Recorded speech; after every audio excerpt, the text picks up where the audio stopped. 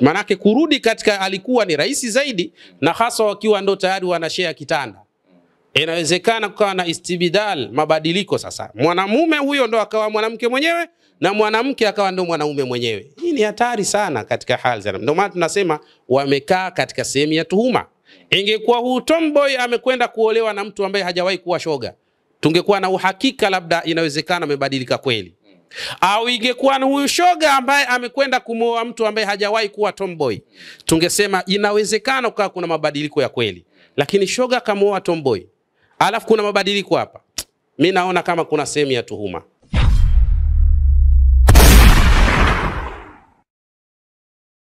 Hojigani na karibu mfuatiliaji wa YouTube channel yetu. Nikwambie tu kwa wewe ambaye bado hujasubscribe, utakuwa unapitwa na vitu vingi sana. Hebu bonyeza maandishi mekundu ambayo yameandikwa neno subscribe, alafu kuna alama ya kengele itatokea. Fanya kama unagusa na hiyo alama ya kengele, na kwa kufanya hivyo tu maana yake ndio utakuwa mwanafamilia, umejihakikishia kuwa unapata video zetu zote ambazo tutakuwa tunaziposti kila mara kunako YouTube channel yetu. Na nikwambie tu ya kwamba kama wewe ni miongoni mwa watu ambao wapo karibu na mitandao ya kijamii, utakubaliana na mimi kwamba moja kati ya tukio ambalo muda huu limetaradadi ni tukio ambalo linahusisha ndoa ya ndugu zetu ambao wanapatikana maeneo ya Vingunguti. Ni masaa machache yameshapita tangu uweze kufanyika ndoa hiyo. Ndoa inayomhusu jamaa mmoja anayefahamika kwa jina la Abbas Hamisi ama Abbas Aga kama vile ambavyo anafahamika kunako mitandao ya kijamii, akimuoa bidada ambaye anafahamika kwa jina la Bi Leila. Taarifa zinasema kwamba ni uhalisia kwamba mwanaume ambaye ameoa hii ndoa design kama hayupo kamili kwenye wanaume wake, na mwanamke ambaye ameolewa kwenye hii ndoa kama vile ana mambo fulani ya kiume, ni mtu ambaye alikuwa anavaa nguo za kiume, matendo ya kiume, kwa lugha nyingine wanasema kama ni tomboy. Tukasema tumtafute Sheikh Yusuf Diwani, moja kati ya watu ambao kwa hakika tunafahamu kwamba wanafahamu mambo mengi sana kwenye masuala mazima ya dini. Binafsi naweza nikamuita mwalimu. Mwalimu atuambie kwenye hiki ambacho kimetokea. Kubwa zaidi ni kuhusiana na ustazi ama shehe ambaye aliyefungisha ndoa hii. Kidini imekaaje? Ni sahihi? Hii ndoa ni sahihi kwa shehe kuweza kufungisha? Na kiujumla anaweza akatuambia chochote ikawa kama elimu kwetu kuhusiana na hili ambalo limetokea. Sheikh Diwani, assalamu alaikum wa rahmatullahi wa barakatuh. Wa alaikumus salam wa rahmatullahi wa barakatuh. Naam, ni bila shaka umeona kile ambacho kimetokea masaa machache kutoka sasa, ndoa iliyofanyika maeneo ya Vingunguti. Kiujumla nikasema tuje tuzungumze, utuambie kidini hili limekaaje, kuanzia shehe ambaye amefungisha na kwa ujumla, na kauli yako ni ipi? Tuanzie hapa. Mara ya kwanza unaona ile video, kipi ambacho kilikuingia kichwani mwako? Sawa. Jambo la kwanza, mimi nilipoona ile video nilitazama nikawa sijui yule anayeoa ni mwanamke au ni mwanamume. Maana ukitazama tu ile appearance yake inashangaza, yani haieleweki. Lakini ndio hivyo kaozeshwa. Subhanallah. Unajua, lakini baada ya hapo sasa katika kusikiliza baadhi ya interview nikafahamu kwa mujibu wake muoaji anasema alikuwa shoga. Na kaamua kuacha ushoga, ndio maana ameamua kuoa. Lakini katika kusikiliza pia hizo interview unapata kufahamu mwanamke ambaye anayekwenda kumuoa naye ni tomboy. Sasa hapa panatia ukakasi kidogo.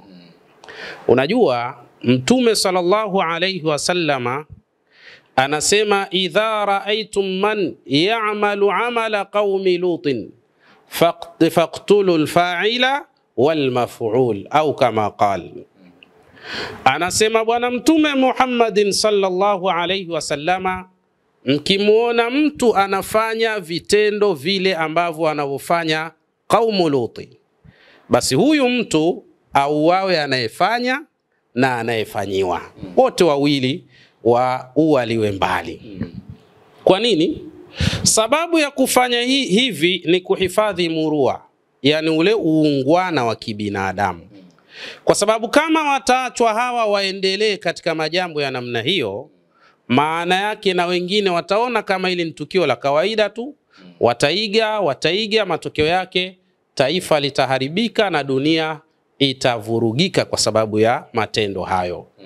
Sasa kwa mujibu tu wa haya maneno ya Bwana Mtume Muhammad, inaonyesha dhahiri kabisa hawa watu wanaofanya matendo haya hawafai kuwepo, kwa sababu kuna hatari kubwa katika umma, kuna hatari kubwa katika jamii.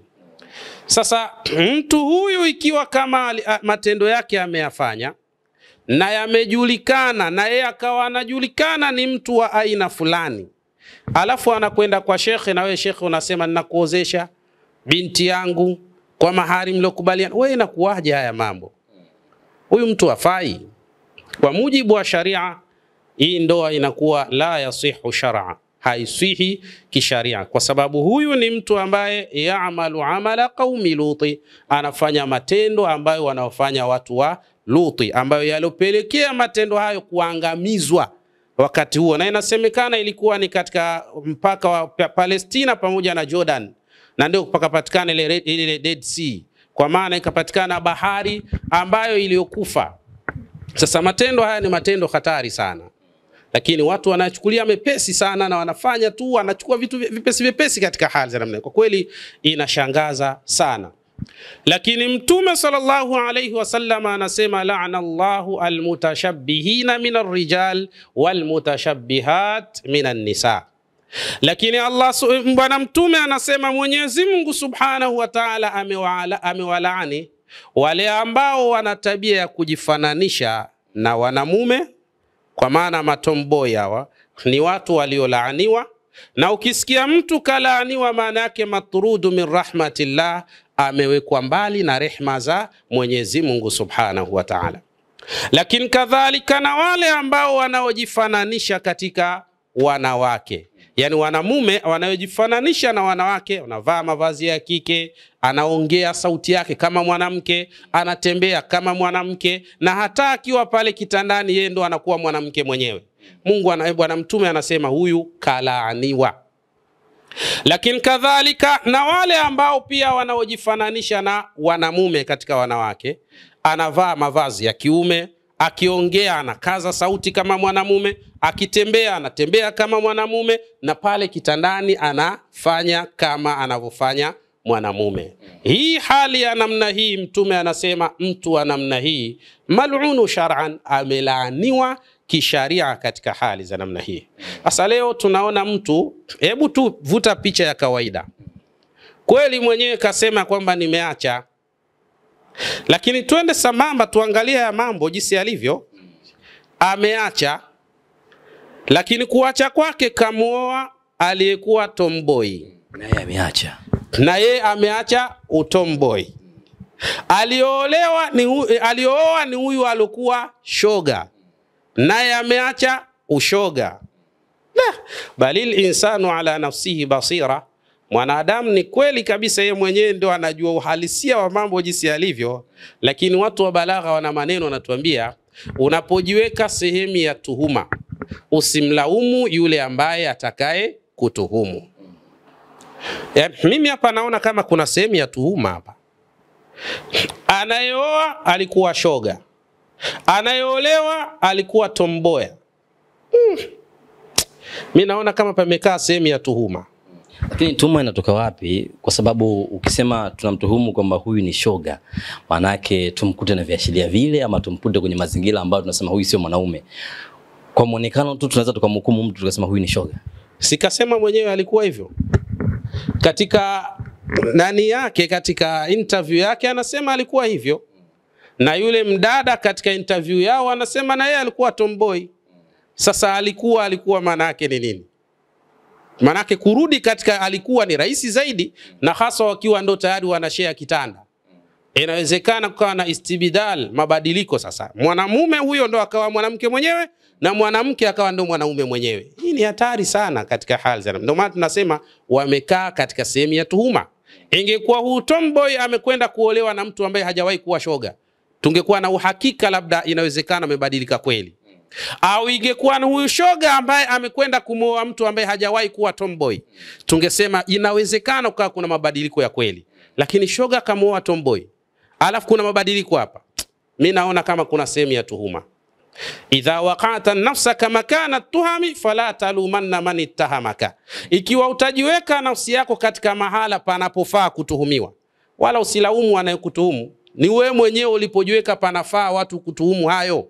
Katika hali za namna hii, kuacha tunamuombea Mungu awe kaacha, na wao wameacha wote tunawaombea kwa Mwenyezi Mungu iwe hivyo, kwa sababu ni madhambi makubwa mno mno mno, yahuzul arsha, yanatikisa arshi ya Mwenyezi Mungu Subhanahu wa Ta'ala.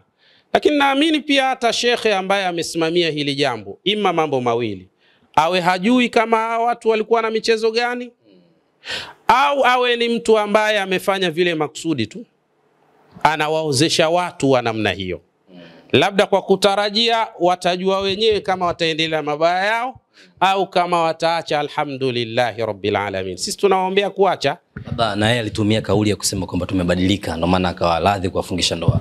Sahihi kabisa, kauli hiyo ni nzuri, na inawezekana pia shekhe akawa ameitumia kauli, na kama ametumia kauli hii si vibaya, kwa sababu wakisema tumeacha, sawa, tunaweza kuchukua kauli yao, lakini tuhuma tunabakia tunayo kwa kiwango kikubwa kutokana na aina ya watu wenyewe ambao waliooana hawa. Lazima tubakie tuwe na mashaka ya hapa na pale. Na nyinyi Waswahili mna msemo wenu, mnasema yani alwaswasu huwa alaqil, kwa maana waswasi nao ni akili vile vile. Yani ukiona kuna kitu una bawabu mara mbili mbili, jua una akili. Sio unajiendea tu kama ling'ombe tu unapogoma tu ovyo ovyo, hapana. Lazima ifikie mahala una bawabu, unarejea nyuma, unatafakari ikiwa hivi itakuwaje, ikiwa vile itakuwaje, katika hali ambayo ilikuwa bora kabisa katika mazingira haya. Mimi ninachoweza kusema ni kwamba masala ya ushoga na usagaji kwa sasa yamekuwa ni hatari kubwa mno. Hatari kubwa sana. Na kwa kuwa haya mambo yamekuwa ni hatari, yasipokemewa itakuwa ni shida sana. Itakuwa ni shida sana sana. Kwa hiyo mimi niseme tu, jamaa yetu huyu ukimuona picha yake inasoma dhahiri, akizungumza maneno yake, sauti yake inasoma dhahiri, abadilike kweli kweli, na achukue juhudi za maksudi, aache kweli kweli. Na ili aweze kuacha vizuri kabisa na awe katika hali iliyokuwa sawa, amuombe sana msamaha Mwenyezi Mungu Subhanahu wa Ta'ala, na aingie sana misikitini, aswali sana, aombe sana, afanye ibada sana. Hii inaweza ikamziwia kutokana na yale machafu na maovu ambayo alikuwa akiyafanya hapo mwanzo. Lakini ikiwa kama tu anasema nimeacha, haswali, hafanyi lolote katika matendo yanayokubalika katika dini, ni rahisi sana kurudi kule alikotoka, au ni rahisi kuwa hajaacha. Lakini ili aache, basi kadhalika tumuone amestiki katika masala ya kiibada. Ibada ndio pekee inaweza ikamziwia. Akitafakari, basi anaweza kuwa katika hali ambayo ilikuwa nzuri kabisa. Ndoa hii ina mashaka, bado ina mashaka, kwa sababu hawa ni watu ambao jaza alaihim an yuqtalu, ilijuzishwa kwao wawe hawapo duniani, lakini wapo na wameozeshwa. Tuwatarajie mazuri, tuwaombee dua, lakini wapo katika wakati mgumu sana. Wapo kwenye wakati mgumu. Bila shaka kuna vijana wengi ambao hatuwafahamu ama hawajajitokeza kwenye mitandao kama hivi, ambao na wenyewe labda wanaishi maisha kama hawa wanavyoishi. Na wenyewe wanatamani labda sasa waache, waingie kwenye masuala ya ndoa kama hivyo, labda wamrudie Mungu. Taratibu zipoje? Mtu ambaye labda anaishi kwenye mazingira kama haya sasa anatakiwa aache. Dini inasemaje? Mtu alizini kama hii ambaye umesema ameshalaaniwa, arudi vipi mradi awe safi? Sahi. Hayo ndio maneno sahihi. Ni afanye nini huyu mtu? Sisi tunamwambia jambo la kwanza ajutie. Kwa sababu Mwenyezi Mungu anasema tubu ila Allahi taubatan nasuha. Tubuni kwa Mwenyezi Mungu Subhanahu wa Ta'ala toba ya bila kurejea katika yale mliokuwa mkiyafanya. Ajutie katika nafsi yake, kwa nini mimi nilikuwa hivi? Kwa nini ninafanya haya? Ajutie. Kisha baada ya kujutia akae faragha na Mola wake. Aseme na Mwenyezi Mungu, ya Rabbi, nafsi ilinidanganya, ya Rabbi nilikuwa kadha, ya Rabbi nimechukuliwa na madhara ya kishetani. Mola wangu, naomba msamaha kwako, naomba radhi kwako, naomba tauba kwako Mola wangu, na kuomba unisamehe kadha wa kadha. Kisha baada ya hapo astiki katika masala ya kiibada, kwa sababu kule kutokuwa hajulikani hakuna maana ya kwamba yeye ni msafi. Ieleweke vizuri, maana kuna watu wako hivyo, inawezekana akawa anafanya maasi au madhambi anayafanya nje ya pazia, akahisi kwamba yeye ni msafi kwa sababu watu hawamuoni au hajulikani. We mwenyewe ndio unajijua vizuri. Balil insanu ala nafsihi basira, bali mwanadamu katika yale anayafanya juu ya nafsi yake, yeye ndo anaona vizuri nafsi yake katika hali za namna hiyo. Kwa hiyo ni vizuri sana wale ambao pia wapo ambao wanafanya matendo kama haya hawajulikani, basi wajutie katika haya na waache, na wamwahidi Mwenyezi Mungu Subhanahu wa Ta'ala hawatorejea tena katika hayo. Mwenyezi Mungu ni msamehe, inna Allaha yaghfiru dhunuba jami'an, Mwenyezi Mungu anasamehe madhambi yote kwa ujumla wake. Tunajua Mwenyezi Mungu anasema anawasamehe wale ambao au yale madhambi ambayo yaliyo chini ya shirki. Madhambi yaliyo chini ya ushirikina Mwenyezi Mungu anasamehe. Hata yale al-kabair, madhambi makubwa makubwa yasiyo kwa ushirikina, Allah anasamehe. Lakini sasa kaa na Mola wako, sema na Mwenyezi Mungu, jutia katika uliyofanya.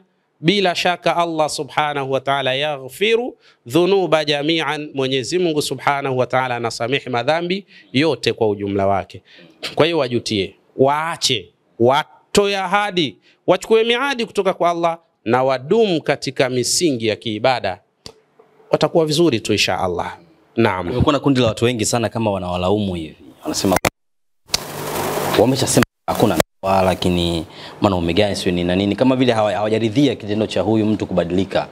Kauli yako ni ipi labda hawa watu ambao wanasema vibaya pengine? Hawa watu wako sahihi kutokana na mfumo wa watu wanavyoonekana.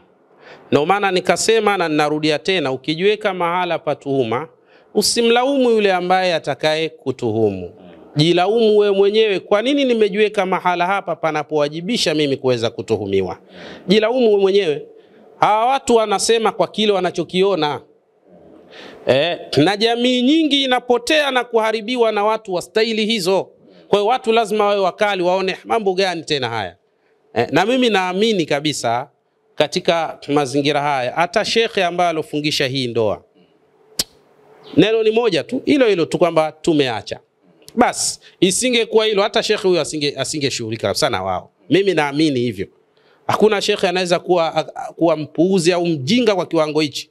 Hakuna. Kwa hiyo inshallah, kwa kweli hali inatisha. Hao wanaosema hivyo ni kile wanachokiona katika mtazamo wa nje. Unajua kisheria, naam, mtu kakiri ya kwamba yeye alikuwa ni shoga, lakini huyo anayemuoa ni tomboy. Sasa wewe unafikiria hapo kuna nini tena ndugu yangu? Huu mtihani mkubwa. Kwa hiyo ukijiweka mahala pa tuhuma, usimlaumu yule ambaye atakaye kutuhumu. Huo ndio uhalisia na mambo jinsi yalivyo. Kikubwa zaidi ndugu yangu ni kumwomba Mwenyezi Mungu awaepushe vizazi vyetu, ndugu zetu na jamaa zetu katika mabalaa haya. Haya ni mabalaa makubwa sana. Kuacha kunahitaji moyo kweli kweli katika hayo mambo. Sio kusema tu mimi nimeacha, alafu matendo yanaendelea yale yale bidhahiril ghaibi, nyuma ya pazia. Kuna maana sasa katika hali za namna hiyo. Kwa hiyo biidhnillah Subhanahu wa Ta'ala, mimi ninachoweza kusema tuwaombee dua tu, lakini mahala walipokaa pagumu. Ukweli uko hivyo, pagumu. Shoga kumuoa tomboy alafu kusema tumeacha ile michezo, ni sawa na umchukue kondoo alafu mweke na mbwa mwitu, alafu mwambie yule kondoo, anakuambia mbwa mwitu anakuambia siku hizi nimeacha kula kondoo. Siri kabisa, mimi nimetubu. Na unaamini kabisa katubu kweli huyo. Kuna siku moja utarudi kwenye zizi utalia. Kuna sehemu lakini amesema pale sasa hivi wanatarajia kupata mtoto. Mkewe mama Kijacho kwa muda huu, kauli hii ya kusema kwamba akikaa kitandani na mkewe wanaume wake anakuwa ni mwanaume, haiwezi kuwa ni taa nyekundu kusema kwamba kweli wameacha, anafanya vizuri kwenye wanaume wake na mwanamke anafanya vizuri kwenye mwanamke wake? Sahihi kabisa, mambo yako hivi. Yani kuna wakati mtu anaweza kuwa almutashabbihu bin nisai, yani ni mtu ambaye yeye ni shoga, almukhannithu, lakini anakuwa ni shoga wa hali ya namna hii. Yani kama jinsi tu alivyo mwanajeshi namna anavyokuwa, anaua na anauawa. Ndivyo jinsi alivyo. Kuna wengine wako hivyo. Anaweza kufanya na anaweza kufanyiwa. Kwa hiyo wala hiyo sio hoja ya msingi kusema labda tomboy naye kapata ujauzito. Sio hoja ya msingi. Inawezekana anafanya na anafanyiwa. Tunaomba tu Mungu awanusuru na hayo mabalaa. Hii kauli yao waliosema wameacha iwe kauli thabiti, iwe kauli ya kweli na iambatane pamoja na matendo. Ikiwa hivyo Mwenyezi Mungu anaweza kujalia kila la kheri na mambo yakawa mazuri. Kwa hiyo sio hoja ya msingi sana. Cha msingi ni kuacha kweli kweli. Kuacha kweli kweli na wao wawashawishi na wengine wanaofanya matendo haya waache. Sababu ni hatari sana na dunia iliangamizwa kwa matendo haya. Maana yake uchafu na ubaya wa matendo haya ni hatari zaidi katika hali za namna hii. Watu wengi wanamgeukia shehe ambaye amefungisha ndoa hii. Wanasema kwamba shehe umekosea, mara tena unaingilia kwenye Uislamu, dini ya ovyo. Kauli yako ni ipi? Hao ambao wanamtukana shehe ambaye amefungisha ndoa, wapo sahihi kiasi gani ama wanakosea kiasi gani? Kutukana sio kitu sahihi, ila kukosoa ni kitu sawa. Ila kutukana sio kitu sahihi. Kwa sababu Mtume sallallahu alayhi wasallam anatuambia ya kwamba kumtukana sibabul muslimi fusuqun wa qitaluhu kufrun.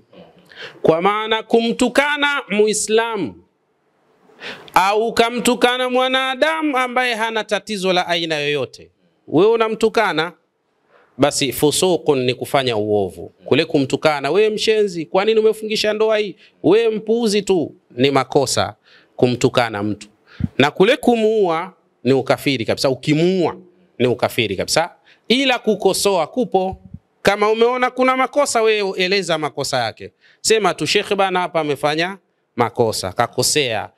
Watu hawafai katika suala hili. Usianze na matusi ukaanza kutukana, kwa sababu tabia za Kiislamu, tabia za Waislamu ni husnul khuluqi, ni tabia njema, sio kauli chafu, maneno machafu, matusi na nini. Wewe unakuwa Muislamu gani sasa unaitukana tukana? Kwa mimi sioni kama ni sawa kwa watu ambao wanayemtukana huyu shekhe aliyofungisha ndoa. Bali sikatai kukosoa. Kama kuna mahala ambapo wanaona kakosea, wakosoe kwa lugha nzuri tu, lugha ya nidhamu na heshima. Ni jambo bora kufanya hivyo kuliko kutukana matusi makubwa makubwa. Tena wengine hawana haya bwana, anatukana mtu tusi mpaka unamshangaa, hivi huyu kweli ni mtu anajielewa kweli? Lakini ndio hivyo. Wapo hivyo katika mazingira kama haya. Kwa hiyo kumtukana shekhe haifai. Bali cha msingi tumkosoe tu kwa kumwambia bana umekosea, kama tunaona kuna mahala akakosea. Kwa sababu mimi naamini kabisa huyu shekhe anaweza kuingia kwenye tuhuma kwa moja kati ya mambo mawili. Ima akiwa anajua wazi wazi wale watu ni watu wa namna gani, alafu na yeye akawafungisha ndoa, kutakuwa na shida. Lakini jambo la pili, inawezekana akawa anajua kweli wale watu ni watu wa namna gani, lakini wakatanguliza kauli tumebadilika, tumeacha. Shekhe hapa hawezi kuingia kwenye tuhuma. Atatumiwa kwa machache machache tu, kwa sababu tunachukua kauli yao hii tumeacha, isipokuwa itatubakisha katika swali la kuwa wao wapo katika sehemu ya tuhuma. Tutaendelea kuwa na 50 kwa 50. Wameacha kweli au wanaendelea? Hayo watajua sasa. Kama nikuchokoze kidogo, kama ungekuja kwako wafungishe ndoa, wanakuja na kofia tumeacha hatuwezi kubadilika, ungekuwa radhi kuwaozesha? Subhanallah, kwa mimi binafsi nisingewaozesha. Kwa mimi binafsi nisingewaozesha, kwa sababu naona kama isingeleta picha nzuri, jambo la kwanza. Lakini jambo la pili, naona kama sheria inanambia jamaa bana hawezi kuacha kwa staili hii, kwa sababu kuacha kwa maneno tu, kwa sababu tunaangalia vitu viwili. Unajua, ingekuwa huyu jamaa ni shoga alafu anaoa mtu ambaye hajawahi kuwa tomboy, tungekuwa tuna imani kaacha kweli. Lakini angekuwa huyu ni tomboy lakini anaolewa na mtu hajawahi kuwa shoga, tungepata imani anaacha. Lakini palipokaa, hebu tazama wewe mwenyewe, shoga anamuoa tomboy, tomboy anaolewa na shoga, alafu kwa kauli mbiu tumeacha. Mbwa mwitu katika zizi la kondoo. Alafu huyu mbwa mwitu anasema nimeacha siku hizi kula kondoo. Na sisi tunaamini mbwa mwitu kweli kaacha kula kondoo. Hapana. Tuombe dua tu, lakini mengine haya balil insanu ala nafsihi basira, mtihani. Sawa, tumalizie. Kuna watu ambao wanaonaga videos ambazo tunaziposti kila siku kupitia Nyundo TV, kupitia Hatua TV, muda mwingine kupitia kwenye YouTube yako mwenyewe Sheikh Diwani, lakini hawafahamu huduma gani ambazo huwa unatoaga ama vipi ambavyo wanaweza kukupata. Sawa. Sisi huduma tunazofanya, tunafanya dua kwa mambo mengi ya tofauti tofauti. Kwa mfano makazini, kuna watu wana maradhi, wana sihri zimewasibu, machawi yanaharibu mafanikio yao, wanakuwa mambo hayaendi vizuri, utaratibu unakuwa si mzuri kwao. Basi inshallah sisi tunafanya dua na tunafanya dawa za aina mbalimbali kwa maradhi na mushkilati za aina mbalimbali. Na tunapatikana hapa Mbagara Kiziwiani, barabara ya lami kuelekea jeshini. Kwa namba za simu utatupata kwa 0756 63 42 77 au 0712 31 62 22 biidhnillah subhanahu wa ta'ala. Fika hapa au wasiliana nasi, tutakupa maelekezo yaliokuwa bora au ushauri uliokuwa bora biidhnillahi Al-Karim. Naam, ni maneno ya mwalimu wangu hapa Yusuf Diwani, tuko tunajadili ndoa ambayo wamefunga ndugu zetu. Habasi sambamba na Bi Leila, ndoa ambayo imegusa sana mtandao ya kijamii siku ya jana na juzi, kwa maana kwamba masaa machache tu. Ni siku ya jana na hisi. Mengi tumezungumza, lakini kubwa zaidi tumejaribu kuangalia uhalali wa ndoa yenyewe, hasa kwa yule shehe ambaye ameweza kufungisha ndoa. Hebu tuambie wewe ambaye umetazama ile video ama umetazama zile video ambazo zikihusisha ndoa nzima kuanzia mwanzo mpaka mwisho, na kama umebahatika kuona popote interview ya bi harusi na babu harusi, tuambie unaonaje ama kile ambacho kimetokea ama maneno ya shehe wangu mwalimu wangu Sheikh Diwani vile ambavyo amesema kwamba tuombe dua wawe ni watu wa kubadilika zaidi. Unahisi ni sahihi ama sio sahihi? Na wewe unaamini ya kwamba hawa watu wanaweza kumebadilika ama ni maneno tu ili mradi waweze kuingia kwenye ndoa? Mwisho wa siku nikwambie tu, kama ndo mara yako ya kwanza kutazama video kunako YouTube channel yetu hii, basi usisahau kusubscribe. Thanks for watching. Bye.